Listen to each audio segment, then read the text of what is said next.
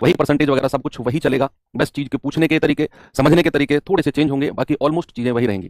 Profit and loss, लाभ हानि को मैंने एक साथ रखा है क्योंकि ये दोनों एक साथ पैरेलल अपने चलती हैं, और सवा चैप्टर जो है थोड़ा सा बड़ा है परसेंटेज की तरह एज यूजुअल, जैसे मैंने आपसे बोला था कि परसेंटेज, प्रॉफिट एंड लॉस, और तीसरा आपका टाइम, स्पीड एंड डिस्टेंस, समय चाल दूरी। ये 3 चैप्टर ऐसे हैं जो थोड़े से बड़े चैप्टर हैं, जो आपका टाइम थोड़ा सा ज्यादा लेंगे। बाकी और जितने भी चैप्टर्स हैं 3 क्लास 4 क्लास मैक्सिमम 5 क्लास, इसमें वो एंड होते रहेंगे आपके, है ना। तो चलिए भाई, 2 दिन अच्छे से कटे होंगे आपके और बढ़िया आप लोगों ने रिवीजन किया होगा। परसेंटेज में जितना भी मैक्सिमम लेवल आपके एग्जाम में जा सकता है, हर लेवल मैंने आपको कराया। हाँ, मैं मानता हूं कि जब हम लोग तैयारी शुरू करते हैं तो पहले चैप्टर में बहुत सारे नेगेटिव वाइब्स हमारे दिमाग में आती हैं कि यार समझ में नहीं आ रहा, ये लेवल क्या हो रहा है, वो क्या हो रहा है। दरअसल हम जो है ना वो उस तरह के माहौल में होते नहीं है, या तो आप लोगों ने तैयारी शुरू की होती है फर्स्ट टाइम, तो उस माहौल में ढलने के लिए थोड़ा सा टाइम चाहिए, तो पहला चैप्टर थोड़ा सा लैक ऑफ कॉन्फिडेंस में जाता है। लेकिन अगर आप समय के साथ साथ जुड़े रहोगे तो ये मेरा भरोसा रखो, आप 100% बहुत कॉन्फिडेंट फील करने वाले हो इस चैप्टर में और आने वाले चैप्टर्स में, ठीक है। अब जो प्रॉफिट एंड लॉस चैप्टर बच्चे हम शुरू करने वाले हैं ना, इसके लिए परसेंटेज जो चैप्टर हमने पढ़ा उसका बेसिक्स आपको आना बहुत जरूरी है। बेसिक्स यानी कि जो परसेंटेज मैंने आपको टेबल में लिखवाए थे, है ना, परसेंटेज से फ्रैक्शन, फ्रैक्शन से परसेंटेज, तुरंत अगर मैं आपसे कहूं कि 16 सही 2/3% का फ्रैक्शन क्या होगा, आप तुरंत कहोगे सर 1/6 होगा। मैं कहूं 40%, 40% का फ्रैक्शन क्या होगा, आप तुरंत कहोगे सर 2/5, है ना। तो वो चीज आपको आनी बहुत जरूरी है। अब आते हैं अपने चैप्टर की तरफ। मैं इस पूरे चैप्टर में बच्चे डिस्काउंट का जिक्र कहीं भी नहीं करूंगा, कहीं भी डिस्काउंट का जिक्र नहीं करूंगा। मैं बात करूंगा तो सिर्फ और सिर्फ किसकी, प्रॉफिट एंड लॉस की। चलिए, चैप्टर का नाम क्या है भाई हमारे का, profit, profit and loss. Hindi में क्या कहते हैं इसको, लाभ तथा हानि, लाभ तथा हानि, ठीक है। बहुत जीरो लेवल से भी डाउन अगर कोई लेवल हो सकता है तो वो लेवल मैं आपका लेकर चलूंगा। बहुत चीजें मैं सिखाऊंगा आपको कि ये होती क्या है। बच्चे पहले कुछ ना टर्मिनोलॉजीज हैं, कुछ नाम है जिनके बारे में थोड़ा सा हम देख लेते हैं, क्योंकि वो नाम अक्सर हमें इस चैप्टर में हर सवाल में देखने को मिलेंगे। सबसे पहला नाम आता है बच्चे आपके क्रय मूल्य का। कुछ नाम है जो मैं आपको यहां दिखा रहा हूं। सबसे पहला नाम आता है क्रय मूल्य का। किसका, क्रय मूल्य, जिसको इंग्लिश में क्या बोलते हैं, कॉस्ट प्राइस, कॉस्ट प्राइस। और हम पूरे चैप्टर में इसको क्या बोलेंगे, सीपी।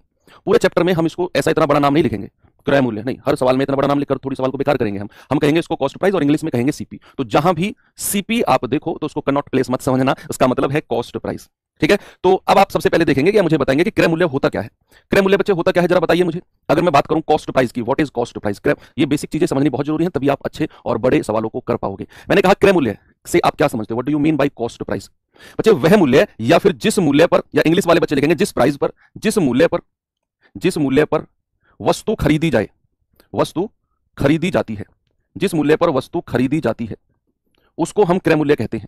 भाई मान लो आप मार्केट गए, आपने कोई चीज खरीदी, आपने उस वस्तु वालों, आपने कोई नमक या फिर आपने सपोज कोई किताब ही खरीदी और आपने उस बुक के लिए मान लो 200 रुपए पे किए, तो 200 रुपए आपके लिए क्या है, क्रय मूल्य, यानी कि आपने पे किया है 200 रुपए उस चीज को लेने के लिए। तो जिस मूल्य पर वस्तु खरीदी जाए, जिस मूल्य पर कोई भी, जिस प्राइस पर कोई भी चीज, कोई भी कमोडिटी परचेस की जाए, वो होता है आपका कॉस्ट प्राइस, ठीक है। इसको कई नामों से बुलाया जाता है, कई सारे नाम है सवालों में अक्सर देखने को आपको मिलेंगे। इसके अदर नेम मैं आपको लिखवा देता हूं जो आपको परेशान ना करें तब आकर। इसको बच्चे लागत मूल्य भी बोलते हैं।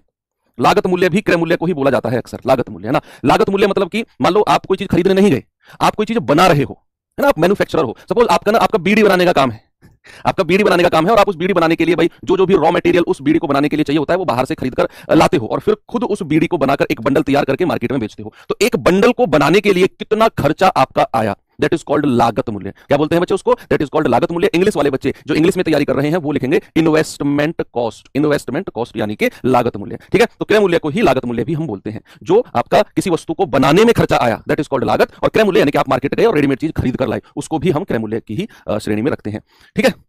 चलो, सेकंड चीज जो है समझने वाली बच्चे वो है विक्रय मूल्य। क्या है मेरे भाई, वो है आपका विक्रय मूल्य। विक्रय मूल्य जिसको इंग्लिश में क्या कहते हैं, सेलिंग प्राइस। क्या कहते हैं, सेलिंग प्राइस। और इसको हम पूरे चैप्टर में डिनोट करेंगे एसपी से, सुपरिटेंडेंट ऑफ पुलिस, नहीं, सेलिंग प्राइस। क्या, सेलिंग प्राइस यानी कि विक्रय मूल्य। देखो नाम से ही यहां पर बहुत सारी चीजें क्लियर हैं। आप एक बार नाम देखेंगे, नाम क्या है, सेल। सेल करना मतलब क्या होता है, सेल करना मतलब होता है कोई चीज बेचना, कोई चीज बेचना, यानी कि जिस मूल्य पर वस्तु को बेचा जाए, जिस मूल्य पर वस्तु को बेचा जाता है, उसे हम क्या कहते हैं, उसे हम सेलिंग प्राइस यानी कि विक्रय मूल्य कहते हैं। The cost at which the commodity is sold, है ना, तो उसको हम क्या कहते हैं, आपका सेलिंग प्राइस यानी कि विक्रय मूल्य। चलो, ये कहानी भी आपको दोनों पॉइंट क्लियर है, मोस्ट इंपोर्टेंट चीजें हैं, मोस्ट इंपोर्टेंट। ओके, आगे बढ़ते हैं थोड़ा सा। तीसरा पॉइंट जो बच्चे आता है हमारा, तीसरा पॉइंट आता है हमारा प्रॉफिट, प्रॉफिट यानी कि लाभ। और इसको हम किससे डिनोट करेंगे, इसको हम डिनोट करेंगे पी से। जरा प्रॉफिट के बारे में आप मुझे बताओ भाई। प्रॉफिट नाम ऐसा है जिसको हम, ऐसा एक सिंगल बच्चा भी नहीं है जो प्रॉफिट के बारे में नहीं जानता होगा। प्रॉफिट का मतलब है कि जिस मूल्य पर आप वस्तु को बेचो, जिस मूल्य पर आप वस्तु को बेचो, उस मूल्य पर बेचने से आपको कुछ अर्निंग हो जाए, या अगर मैं और भी प्रैक्टिकल भाषा में आपसे कहूं, मान लो आप कोई चीज 500 रुपए की खरीद कर लाए, सपोज आप कोई चीज 500 रुपए की खरीद कर लाए और आपने उसे 600 रुपए में बेच दिया, तो आपको लाभ होगा या हानि होगी, प्रॉफिट या लॉस? भाई फायदा होगा या नुकसान होगा? अगर आप 500 की खरीद कर लाकर, अगर आप 500 की खरीद कर लाकर 600 में बेच रहे हो, यानी कि जिस मूल्य पर आप खरीद रहे हो उससे ज्यादा में आप बेच रहे हो, तो आपको हमेशा ऑलवेज प्रॉफिट होगा, है ना? आप याद रखेंगे कि जब वस्तु को खरीदने वाले मूल्य से ज्यादा में बेचा जाता है,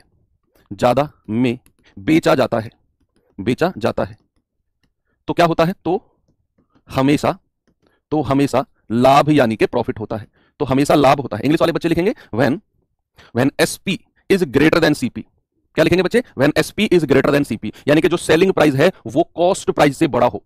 याद रखना, हमेशा बेचने वाला मूल्य ज्यादा होना चाहिए और खरीदने वाला कम होना चाहिए, तभी आपको लाभ होगा। यानी कि selling price is greater than cost price, always profit. क्या लिखेंगे? Always profit. या फिर आप प्रॉफिट को ऐसे भी लिख सकते हो, कि सेलिंग प्राइस बड़ा है, उसमें से कॉस्ट प्राइस माइनस कर दो। सेलिंग प्राइस बड़ा है और बड़े में से छोटा माइनस कर दो। सेलिंग प्राइस यानी कि विक्रय मूल्य और सीपी यानी कि क्रय मूल्य। तो सेलिंग प्राइस में से अगर मैं कॉस्ट प्राइस माइनस कर दूं, भाई आप सपोज एक चीज बताओ, आप 500 में कोई चीज खरीदी आपने, वो क्या हो गया? आपका क्रय मूल्य। आपने 600 में बेच दी, वो 600 क्या हो गया? आपका विक्रय मूल्य। अगर मैं 600 में से 500 माइनस कर दूं, तो आपका जो लाभ है वो आपको पता चल जाएगा कि नहीं? 600 में आपने कोई चीज बेची और 500 में आप खरीद कर लाए थे, तो 600 में से 500 मैंने माइनस कर दिया, तो 100 रुपए आपका लाभ पता चल गया। यानी कि आप बेचने वाले मूल्य में से खरीदने वाला मूल्य माइनस कर रहे हो, तो ये बेचने वाला मूल्य है, इसमें से खरीदने वाला माइनस कर रहे हो, तो आपको लाभ यानी कि प्रॉफिट पता चल रहा है। चलिए, अब यहां पर सबसे बड़ी बात आती है प्रॉफिट परसेंटेज की, यानी कि बच्चे आती है लाभ प्रतिशत। किसकी आती है? प्रॉफिट परसेंटेज यानी कि लाभ प्रतिशत। अब ये परसेंटेज की यहां पर बात हुई है। लाभ परसेंटेज से पहले एक चीज स्टार बनाकर लिख लो, और ये मोस्ट इंपोर्टेंट चीज कि लाभ तथा हानि, प्रॉफिट एंड लॉस, लाभ तथा हानि हमेशा क्रय मूल्य यानी कि कॉस्ट प्राइस पर, हमेशा क्रय मूल्य पर कैलकुलेट होते हैं। ये बात याद रखना हमेशा, कि अगर मैं प्रॉफिट की बात करूं, अगर मैं लॉस की बात करूं, अगर मैं लाभ की बात करूं, अगर मैं हानि की बात करूं, ये चीज हमेशा देखी जाएगी, हमेशा कैलकुलेट होगी। किस पर? हमेशा क्रय मूल्य यानी कि कॉस्ट प्राइस पर कैलकुलेट होगी। कैसे? अभी आपको मैं बताता हूं। भाई सवाल आएगा ना सर, कैसे होगी कैलकुलेट? अभी देखते हैं। तो यहां तक की कहानी आपको क्लियर है कि अगर मुझे लाभ चाहिए तो मैं बेचने वाले मूल्य में से खरीदने वाले मूल्य को माइनस कर दूंगा, ठीक है? तो यहां अगर मुझे लाभ परसेंट यानी कि प्रॉफिट प्रतिशत मुझे चाहिए, ये क्या होगा बच्चे? कितना आपको लाभ हुआ है, ये तो रुपए में चाहिए आपको, कितना आपको प्रॉफिट हुआ है, ये तो ऊपर रखना है, और नीचे हमेशा आपको कॉस्ट प्राइस रखना है, और इनटू 100। भाई किसी भी चीज को परसेंटेज में बदलेंगे तो 100 से गुणा कर देंगे। बच्चे ये बात याद रखना, अगर आपको प्रॉफिट परसेंटेज में चाहिए, अगर आपको लाभ परसेंट में चाहिए, तो ऊपर रखना है लाभ, कितना लाभ हुआ, और नीचे हमेशा क्रय मूल्य रखना है, क्योंकि लाभ और हानि हमेशा क्रय मूल्य पर ही कैलकुलेट होते हैं। तो कितने रुपए का लाभ हुआ और किस पर हुआ, याद रखना हमेशा क्रय मूल्य पर होता है। तो कितने रुपए का लाभ हुआ बटे कॉस्ट प्राइस और इनटू 100। इंग्लिश वाले बच्चे लिख सकते हैं प्रॉफिट अपॉन सीपी इनटू 100, ये आपका प्रॉफिट परसेंटेज हो जाएगा। कोई फॉर्मूला याद करने की जरूरत नहीं है, आपने कोई जरूरत नहीं, आप चीजों को समझो, ये फॉर्मूला रखने की जरूरत नहीं है। आप देखो कि अगर लाभ आपको देखना है तो कितने में आपने चीज बेची, उसमें से कितने में आपने खरीदी, माइनस कर दो, जो गैप है वो लाभ होगा। लाभ परसेंटेज चाहिए तो कितने रुपए का लाभ हुआ बटे हमेशा क्रय मूल्य आएगा into 100, profit upon cost price into 100। Okay, चलो, तो ये तो बात हो गई प्रॉफिट की। अब अगर आगे बढ़े, जो हमारा चौथा पॉइंट है बच्चे, फोर्थ पॉइंट आता है हमारा हानि का। किसका आता है? फोर्थ पॉइंट आता है हमारा हानि का, जिसको इंग्लिश में क्या बोलते हैं? लॉस, यानी कि इसको हम डिनोट करेंगे एल से। जरा हानि के बारे में जिक्र कर लेते हैं। भाई नाम से ही क्लियर है कि आप कोई बिजनेस शुरू करो या आप कोई चीज खरीद कर लाओ। सपोज देखो, आप खुद इस बात का जवाब देना, आप 200 रुपए में कोई चीज खरीद कर लाई और आपको उस पर ना हानि करनी है, लॉस करना है, तो 200 से ज्यादा में बेचोगे या 200 से कम में बेचोगे? सपोज आप 200 रुपए के कोई जूते लेकर आए, अगर आप उसे बेचना चाहते हो और हानि पर बेचना चाह रहे हो, तो आप 200 से ज्यादा में बेचोगे या 200 से कम में बेचोगे? तब आपको लाभ होगा। बताओ जल्दी से, आप मुझे बताओ कि 200 से ज्यादा या 200 से कम में बेचने पर आपको हानि करनी है, भाई हर कीमत पर लॉस करना है, तो 200 से ज्यादा में बेचूं या 200 से कम में? ऐसा बेसिक से आप मुझे बताओ, फिर मैं इसको थोड़ा सा लैंग्वेज में आपको लिखवाता हूं। सर सिंपल सी बात है कि अगर हम 200 में खरीद कर लाए, हमने अपनी जेब से 200 रुपए दिए और हम नुकसान करना चाहते हैं, भैया उस वस्तु को बेचकर हम नुकसान करना चाहते हैं, तो नुकसान हमें कब होगा? नुकसान होगा जब हम 200 से कम में बेचेंगे। वेरी गुड सर, अगर हमने 200 से ज्यादा में बेच दिया तो सर हमारा फायदा हो जाएगा। भाई मान लो ये पेन है कोई, ये मैं 200 रुपए में खरीद के लाया हूं, मैंने अपनी जेब से 200 दिए और मैं घर आया, मुझे तुम मिल गए, मैंने तुम्हें 210 रुपए में चिपका दिया ये पेन। यही पेन मैं गया मार्केट से 200 का लाया, तुम्हें 210 में चिपका दिया, तो 10 रुपए का मेरा फायदा हो गया। लेकिन मैं मार्केट से आया 200 रुपए में लेकर और तुमने मुझसे छीन लिया और मुझे 180 रुपए पकड़ा दिए, तो मुझे तो नुकसान हो गया 20 रुपए का। है भाई, इतने की तो पड़त भी नहीं हो रही। बोलते हैं ना दुकानदार, आप मार्केट से कपड़े खरीदने जाओ, आप बार्गेनिंग करो, ऐसा इतने की तो पड़त भी नहीं हो रही हमें, यानी कि आपसे वो कहेगा इतने का, तो मैं खुद खरीद कर नहीं ला रहा हूं।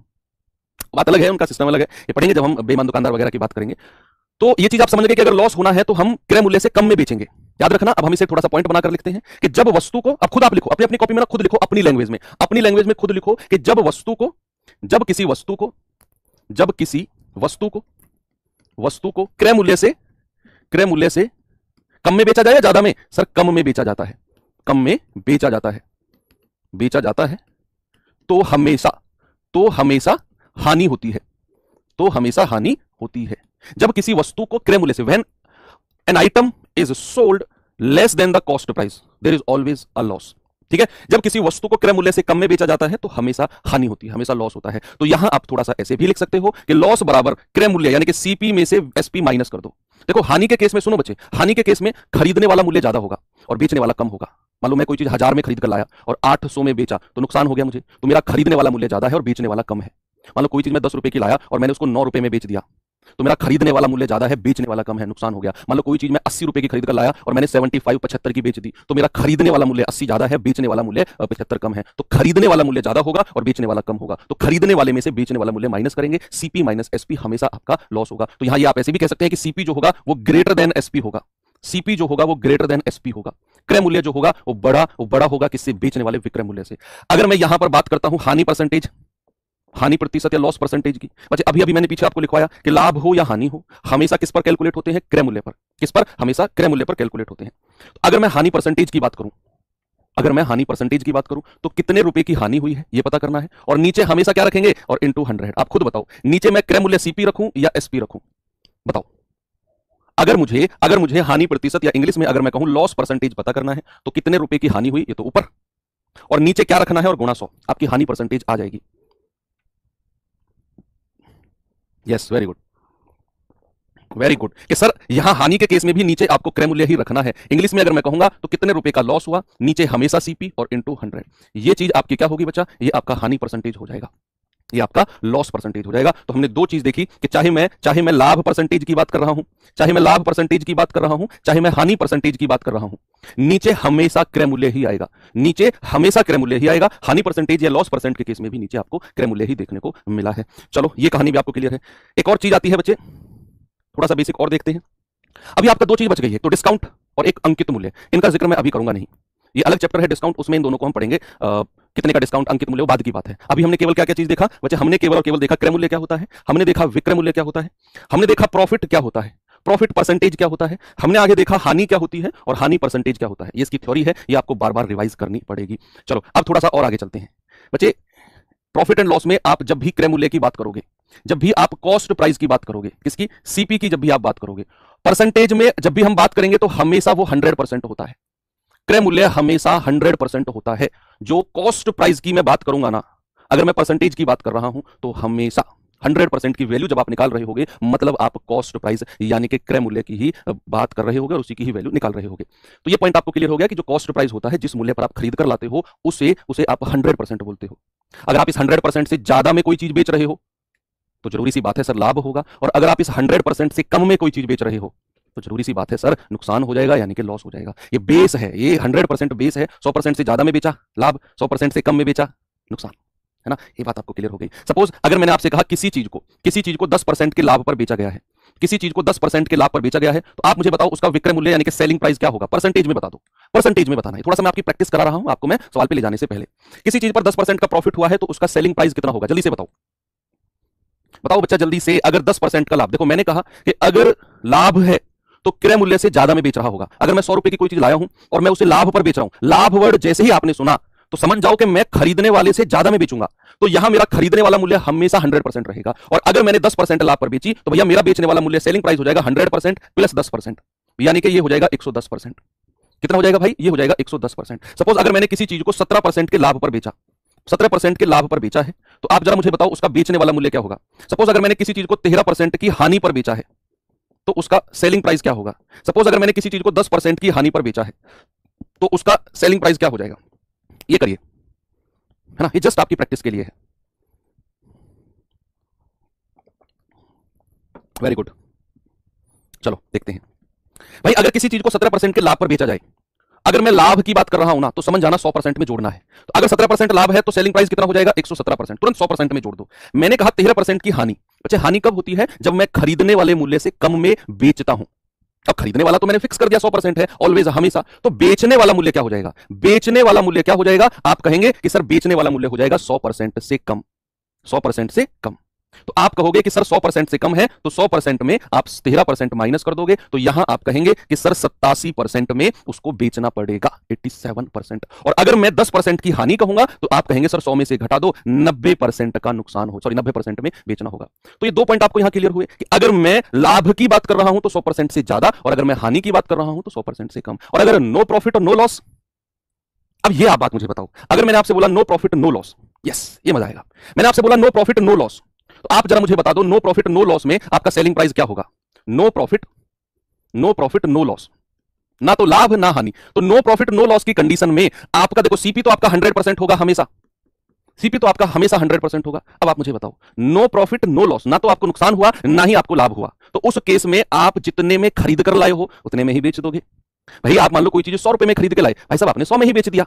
आप कोई चीज 1000 में खरीद के लाए, आपने 1000 में ही बेच दिया। यानी कि आपका जो सेलिंग प्राइस है वो कॉस्ट प्राइस के इक्वल है, आपका जो विक्रय मूल्य है वो क्रय मूल्य के बराबर है। तो याद रखना नो प्रॉफिट नो लॉस की कंडीशन में जो आपका क्रय मूल्य होगा बच्चे हमेशा किसके बराबर होगा? हमेशा विक्रय मूल्य के बराबर होगा, हमेशा विक्रय मूल्य के बराबर होगा, या आप कह सकते हैं सीपी इक्वल्स टू एसपी। ये कंडीशन किसकी है मेरे भाई? ये condition no profit no loss की कंडीशन है। जितने में आप खरीद कर लाए हो उतने में ही आपने बेच दिया है। यानी कि 100% अगर कॉस्ट प्राइस है तो 100% ही सेलिंग प्राइस है। 100% में अगर आप खरीद कर लाए हो तो 100% में ही आपको वो चीज बेचनी पड़ेगी, तब जाकर आपको नो प्रॉफिट नो लॉस की कंडीशन बनेगी। Yes, very good. बस ये स्टेटमेंट याद रखना, क्रय मूल्य विक्रय मूल्य के बराबर है, CP is equals to SP, किसमें? नो प्रॉफिट नो लॉस की कंडीशन में। चलो ये परसेंटेज वाली कहानी भी आपको समझ में आ गई। थोड़ा सा एक लास्ट पॉइंट और बता देता हूं और फिर मैं आपको सवालों की तरफ लेकर चलूंगा, ठीक है? अब सुनो, आप मुझे एक बात बताओ, थोड़ा सा रेशियो मेथड देखते हैं। रेशियो मेथड, रेशियो मेथड क्या होता है? देखो, मान लो किसी चीज को मैंने कहा 10% का लाभ, किसी चीज को मैंने कहा 10% का लाभ, और मैं आपसे क्रय मूल्य और विक्रय मूल्य के रेशियो की बात आपसे कर रहा हूं कि क्रय मूल्य और विक्रय मूल्य का अनुपात क्या होगा, क्रय मूल्य और विक्रय मूल्य का रेशियो क्या होगा। मैंने कहा किसी चीज को 10% के लाभ पर बेचा गया, तो सीपी और एसपी का रेशियो क्या है? देखो, एक तो ये तरीका है कि आप जानते हैं कि क्रय मूल्य हमेशा 100% होता है, भाई हमेशा ऑलवेज 100% होता है, और अगर उसने बोला है 10% का लाभ तो विक्रय मूल्य कितना हो जाएगा? 110%। भाई क्रय मूल्य को हमेशा 100% मानना है, और अगर उसने 10% लाभ कहा तो 110% बेचने वाला हो जाएगा। तो आप कहेंगे सर परसेंट से परसेंट उड़ा दो, जीरो से जीरो उड़ा दो, तो हमारा जो रेशियो आ गया वो आ गया 10 से 11। क्या आ गया? 10 से 11। एक तो आप ऐसे कर सकते हो, थोड़ा सा मैं आपको रेशियो मेथड से भी सिखा देता हूं। ये तो परसेंटेज वाला मेथड हो गया, थोड़ा रेशियो वाला मेथड भी देखो। तो आप जानते हैं कि 10% का जो फ्रैक्शन जो भिन्न होता है वो 1/10 होता है भाई? परसेंटेज में सिखाया था कि नहीं? मैंने आपको सिखाया था ना।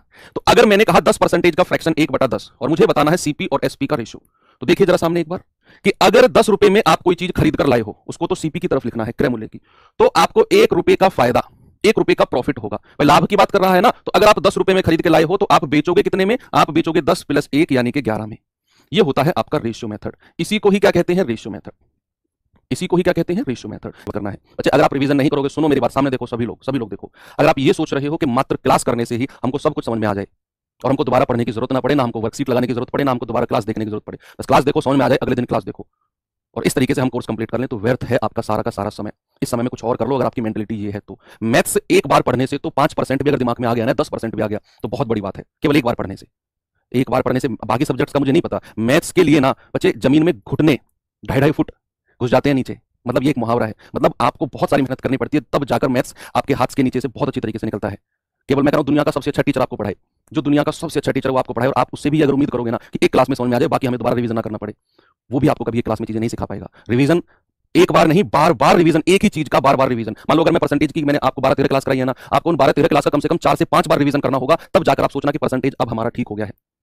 ये चीज है। तो चलते हैं टाइप 1 और सवाल नंबर 1 आपका प्रीवियस ईयर 2023 जीडी का आया हुआ सवाल भी है। चलो देखो और बताओ जल्दी से। एक बहुत बेसिक चीजें कराऊंगा आज मैं आपको, मैं करूं, और ये बच्चों वाले सवाल हैं बिल्कुल, और ये आए हैं आपके प्रीवियस ईयर में, मैं ये लिखवा कर लाया हूं स्पेशली, ताकि आप ये ना कहो कि सर आप ये बच्चों वाले सवाल क्यों करा रहे हो, ये जीडी में नहीं आते हैं, है ना। इसीलिए मैं लेकर आया हूं कि अभी 2024 का एग्जाम हुआ है इस साल, इससे पहले जो आपका हुआ 2023 का, 2023 के लास्ट में हुआ था शायद, मई जून के आसपास, जुलाई अगस्त के, उसमें आपका एक क्वेश्चन बना था।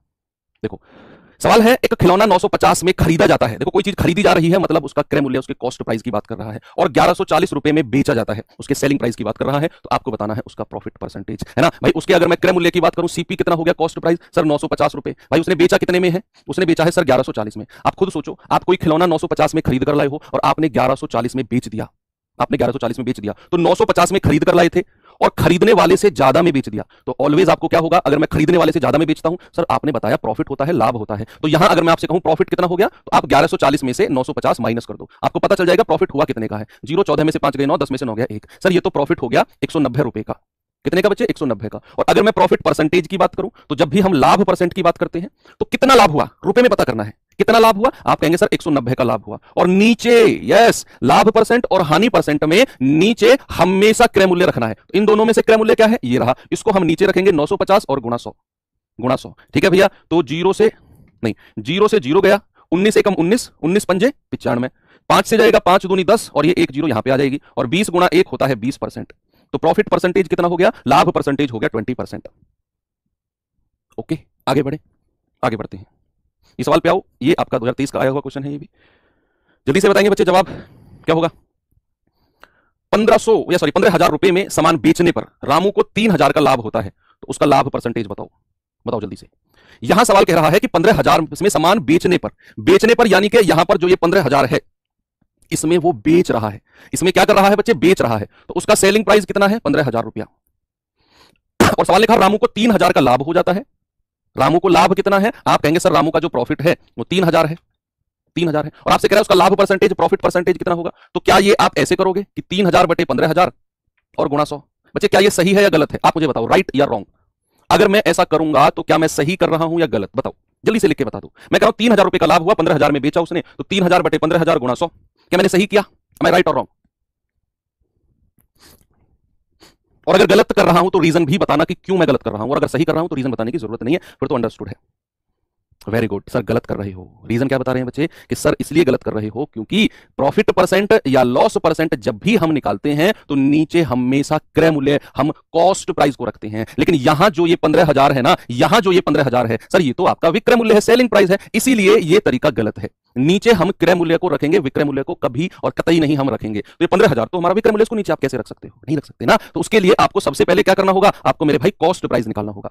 अब आप मुझे बताओ, सुनो मेरी बात, आप ये पेन है 100 रुपए में आपने इसको बेच दिया, 100 रुपए में आपने इस पेन को बेच दिया, और आपको 100 रुपए में बेचने पर 20 रुपए का लाभ हो गया। आपको आपने ये पेन 100 रुपए में बेच दिया और 100 रुपए में बेचने पर 20 रुपए का लाभ हो गया, तो आप कितने में खरीद कर लाए होगे। आपने 100 रुपए में बेचा और 20 रुपए का लाभ हो गया, तो आप खरीद कर कितने में लाए होगे, सर हम 80 रुपए में खरीद कर लाए होंगे, है ना। आपने 100 रुपए में से उस लाभ को माइनस कर दिया, तो आपका खरीदने वाला मूल्य पता चल गया। तो आप ये सोचो कि भाई कोई 15,000 में आपने चीज बेची और 15,000 में बेचने पर 3,000 का लाभ हो जाता है, 3,000 का लाभ हो जाता है 15,000 में बेचने पर, तो आप खरीद कर कितने में लाए होगे। आप कहोगे कि सर 15,000 में तो बेचा है, अगर मैं उसमें से ये लाभ माइनस कर दूं 3,000, तो सर मैं पता कर लूंगा कि मैं उसे 12,000 में खरीद कर लाया होगा, मैं उसे 12,000 में खरीद कर लाया हूंगा। बात समझ में आई ना आपको कि 15,000 में बेचा आपने कोई भी सामान और आपको 3,000 का लाभ हो गया, तो मैं अगर कहूं कितने में खरीद कर लाए थे, आपने कहा 6 सर 15,000 में बेचा, 3,000 का लाभ हो गया, 15 माइनस 3 सर 12,000 में मैं उसे खरीद कर लाया हूं, है ना। तो 12,000 क्रय मूल्य मिल गया। अब आप प्रॉफिट परसेंटेज कह सकते हो कि सर लाभ है 3,000 रुपए का और क्रय मूल्य कितना है 12,000 रुपया, और इंटू 100। आप कह सकते हो 3 0 से 3 0, 3 एकम 3, 3 चौके 12, 4 से जाएगा 25 चौके 100, और 25 एकम 25, यानी कि यहां लाभ परसेंट कितना आ गया मेरे भाई, 25% आ गया। ऑप्शन नंबर बी आपका सही है। तो ऐसे तो बिल्कुल भी मत करना आगे से, ऐसे बिल्कुल भी आपने आगे से नहीं करना है। क्या कर दिया ये, ऐसे आपने बिल्कुल भी आगे से नहीं करना है, ठीक है। वेरी गुड, आगे बढ़े तो चलो ये सवाल करिए जरा। बस ये याद रखो कि अगर आप लाभ परसेंटेज निकाल रहे हो या हानि परसेंटेज निकाल रहे हो तो नीचे हमेशा क्रय मूल्य कॉस्ट प्राइस रखना है। एनी हाउ किसी भी कीमत पर नीचे कॉस्ट प्राइस चाहिए। वो कॉस्ट प्राइस कैसे निकालना है वो आपकी हेडेक है, कैसे आप निकालो बताओ। सवाल है, एक किताब का क्रय मूल्य 150 रुपए है, किताब को 150 रुपए में खरीदा गया, क्रय मूल्य 150 मतलब 150 में उसे खरीदा गया, और 20% लाभ पाने के लिए कितने की कीमत पर बेचना चाहिए। If the cost price of a book is 150 then at what price should it be sold to get 20% profit.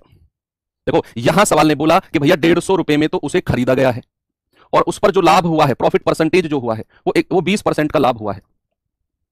अब आपके पास इस सवाल को करने के दो तरीके हैं, आप या तो इसे रेशियो मेथड से कर लो या फिर आप परसेंटेज से ही कर लो कि भैया अगर 20% का लाभ परसेंट में हुआ है तो लाभ होगा कितना 20%, 20 बटा 100, और किसका, क्रय मूल्य का। भाई लाभ हमेशा क्रय मूल्य पर ही तो मिलता है, तो 20% का अगर लाभ मिला है तो 20/100 150 का, 20 एकम 20, 20 पंजे 100, 5 से जाएगा 5 तिया 15 और 30 एकम 30, यानी कि जो प्रॉफिट हमको मिल गया वो 30 रुपए का मिल गया। जो प्रॉफिट हमको मिला है वो 30 रुपए का मिला है। क्यों? क्योंकि परसेंटेज में दिया हुआ था 20%, और ये 20% हमने निकाल दिया 150 रुपए का, 20/100 गुना 150, तो हमको पता चल गया 30 रुपए का लाभ हुआ। तो किसी चीज पर अगर 30 रुपए का लाभ हुआ है तो बेचा कितने में गया होगा? सर 150 में खरीद कर लाया हूं, 30 का लाभ हो गया, तो 150 से ज्यादा में बेचा है। कितना ज्यादा? 30 ज्यादा। सर 180 में बेचा होगा। ये आपका विक्रय मूल्य आ गया 180। आप ऐसे भी कर सकते हो कि सेकंड मेथड क्या है? सेकंड मेथड क्या है कि 20% का फ्रैक्शन कितना होता है? 1/5। तो यहां से सीपी और एसपी का रेशियो कितना आ गया कि भाई 5 रुपए में कोई चीज खरीदी और 20% का लाभ है तो 6 में बेची होगी, 6 में बेची होगी, और आपको तो क्रय मूल्य दे रखा है 150 रुपए, यानी कि 5 यूनिट का मान कितना? 150 रुपए। तो 1 यूनिट का मान कितना होगा? 150/5, 5 तिया 15, 1 यूनिट का मान 30, तो 6 यूनिट का मान कितना होगा? 6 गुना 30, यानी कि 6 तिया 18, 180 रुपए। तो सेलिंग प्राइस कितना आ गया? 180 रुपए। ऐसे भी आप कर सकते हो, रेशियो मेथड से भी कर सकते हो, है ना। ये सवाल बताइए जल्दी से। एसएससी जीडी 2024 अभी जो लेटेस्ट में बचा आपका एग्जाम हुआ है, उस एग्जाम में ये सवाल आपका बना है, जो लेटेस्ट में आपका एग्जाम हुआ है। बताओ, एक वस्तु का क्रय मूल्य जो है वो 360 रुपए है। बच्चे क्रय मूल्य 360 का मतलब है कि उसे 360 में खरीदा गया है। यदि लाभ प्रतिशत 8% है, 8% का प्रॉफिट है, तो लाभ का मूल्य कितना होगा? इस बार वो आपसे विक्रय मूल्य नहीं कह रहा, वो कह रहा लाभ रुपए में कितना होगा। अगर देखो उसने कहा क्रय मूल्य 360 है, यानी कि सीपी कितना है? 360, और वो कह रहा जो लाभ है वो 8% है, प्रॉफिट कितना है? 8%, और आपसे कह रहा बताओ जो लाभ है ना वो रुपए में कितना है। अभी आपका भी जो 2024 चल रहा है, इसी वर्ष आपका ये पेपर बना है एसएससी जीडी का, और उसमें ये सवाल आया है। भाई लाभ पूछा है, परसेंट निकाल दो सीधा। अगर मुझे प्रॉफिट रुपए में निकालना है तो 8/100, और किसका? 360 का, ये हमारा रुपए में आ जाएगा। लाभ कितना है? 0 से 0 उड़ा दो, 2 पंजे 10, 2 चौके 8, 4 की गुणा करेंगे, 4 छिंग 24, 4 तिया 12 और 2 14, 144/5 रुपए। इतने रुपए का लाभ हो गया। अब ये आगे भी सॉल्व किया है उसने, तो 5 दूनी 10, 4 बचा, 5 8 40, फिर 4 बचा, 5 8 40, यानी कि 28.8 रुपए का उसे लाभ हो गया। ऑप्शन नंबर ए आपका सही जवाब है, 28.8। आसान चीज है, 2024 में आया है सवाल, 1 नंबर पक्का। एक और सवाल बताओ जल्दी से।